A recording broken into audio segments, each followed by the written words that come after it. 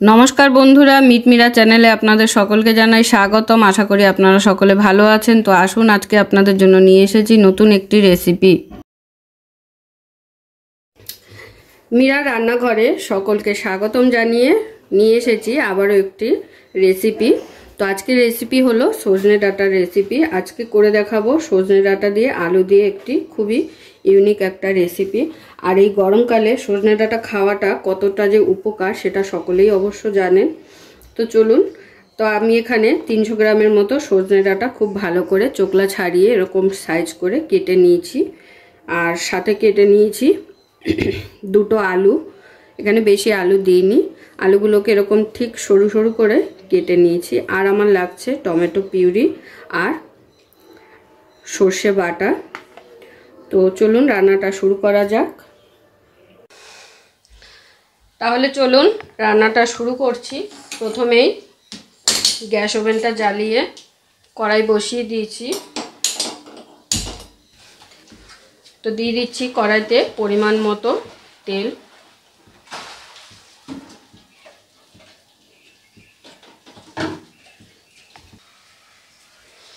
তো তেলটা খুব সুন্দরভাবে গরম হয়ে গেছে। এবারে তেলের মধ্যে আমি দিয়ে দেবো প্রথমে সজনে ডাঁটাগুলো।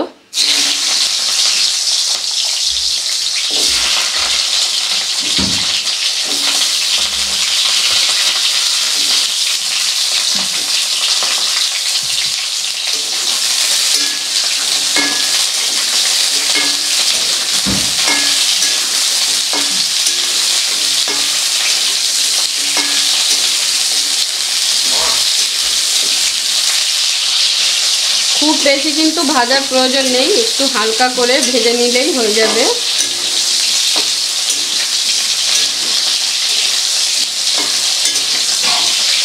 তো সামান্য হালকা করে এরকম ভেজে নিতে হবে।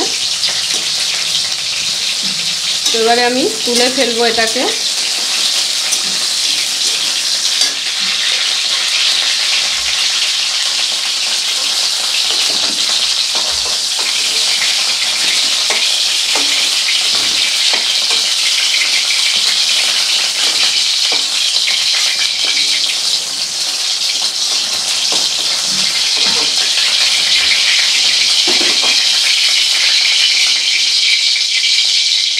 এরপরে এই একইভাবে আলুগুলোকেও ভেজে নেব।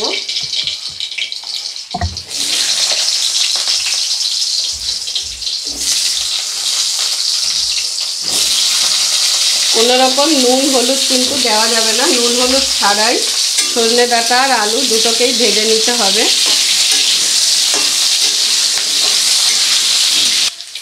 তো দেখুন আলুটাকেও ঠিক এরকম হালকা করে ভেজে নিলাম।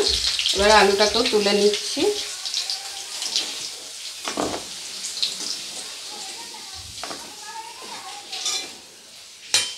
এবারে এখানে আরেকটু তেল অ্যাড করে দেব।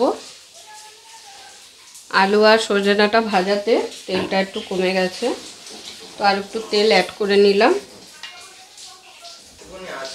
এবারে এখানে ফোড়নের জন্য দিয়ে দেবো 3টে শুকনো লঙ্কা। আর দিয়ে দিচ্ছি এখানে হাফ টিস্পুন কালো জিরে ফোড়নের জন্য, আর হাফ টিস্পুন সর্ষে। এই দুটো কিন্তু ফোড়নে মাস্ট, এই দুটো না দিলে এই রান্নাটা খেতে স্বাদ হবে না। এবারে ফোড়নটাকে একটু নেড়ে চেড়ে নেব। ফোড়নটাকে নেড়ে চেড়ে নেওয়ার পরে এখানে দিয়ে দেবো সর্ষে বাটাটা। সর্ষে বাটাটা দিয়ে তেলে একটু সময় নিয়ে ভেজে নেব। আবার খুব বেশি কিন্তু ভাজা যাবে না, তাহলে সর্ষে তেতো হয়ে যাবে।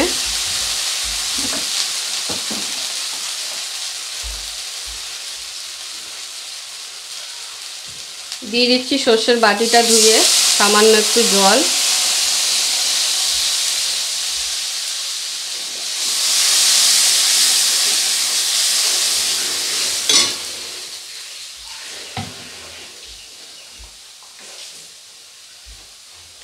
এরপরে দিয়ে দেবো এর মধ্যে হলুদ,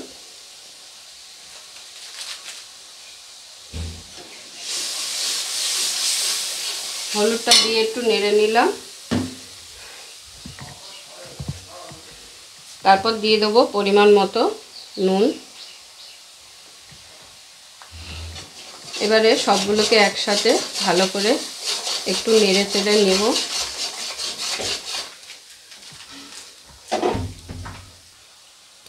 তো সর্ষেটা 2 থেকে 3 মিনিট ভেজে নেওয়ার পরে এখানে দিয়ে দেবো টমেটো পিউরিটা।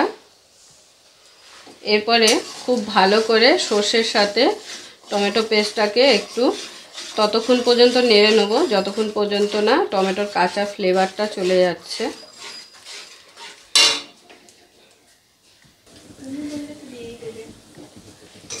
তো টমেটোটা দেওয়ার পরে 3 থেকে 4 মিনিট খুব ভালো করে সর্ষের সাথে কষিয়ে নিয়েছি। এবারে এখানে রঙের জন্য দিয়ে দিচ্ছি সামান্য একটু কাশ্মীরি লঙ্কা গুঁড়ো।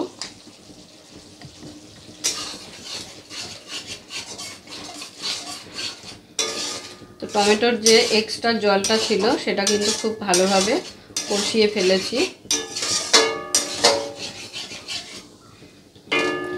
এরপরে এর মধ্যে দিয়ে দেবো ভেজে রাখা সজনে ডাঁটা আর আলুটা।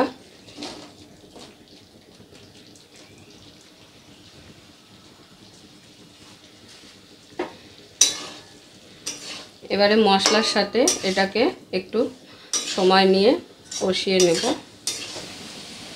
এবারে দিয়ে দিচ্ছি এর মধ্যে একটু কাঁচা লঙ্কা বাটা। আপনারা যারা যেরকম ঝাল খান সেই বুঝে ঝালটা ব্যবহার করবেন। তো কিছুক্ষণ এইভাবে মশলার সাথে কষিয়ে নেওয়ার পরে এখানে দিয়ে দেবো এবারে সামান্য পরিমাণ একটু জল।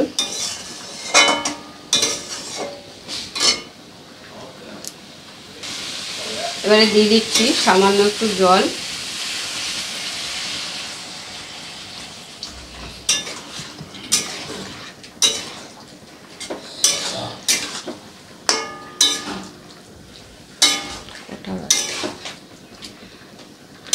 জলটা দিয়ে খুব ভালো করে নেড়ে চেড়ে এবারে এখানে দিয়ে দেবো ঢাকা।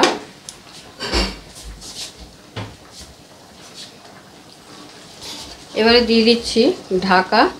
আর গ্যাসের ফ্লেমটাকে এই সময় মিডিয়াম টু লোতে রাখতে হবে, কারণ ডাঁটাগুলো যাতে খুব ভালোভাবে সিদ্ধ হয়ে যায়।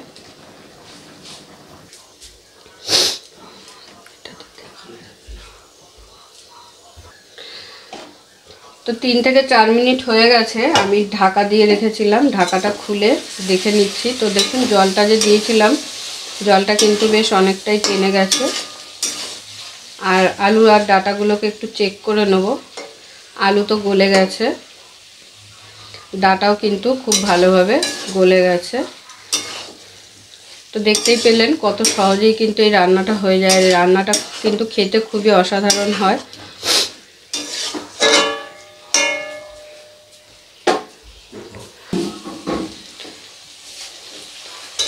তো এটা কিন্তু একদম কমপ্লিটলি আমার রেডি হয়ে এসেছে। এবারে আমি এটা নামিয়ে ফেলবো। তো নামানোর আগে এটা দিয়ে দিতে হবে একটু সামান্য ঘি। ঘি দিলে কিন্তু এর স্বাদটা একদম দ্বিগুণ হয়ে যাবে, অসাধারণ খেতে লাগে। তো ঘিটা দিয়ে হালকা নেড়ে চেড়ে এবারে এটা নামিয়ে নেব আমি।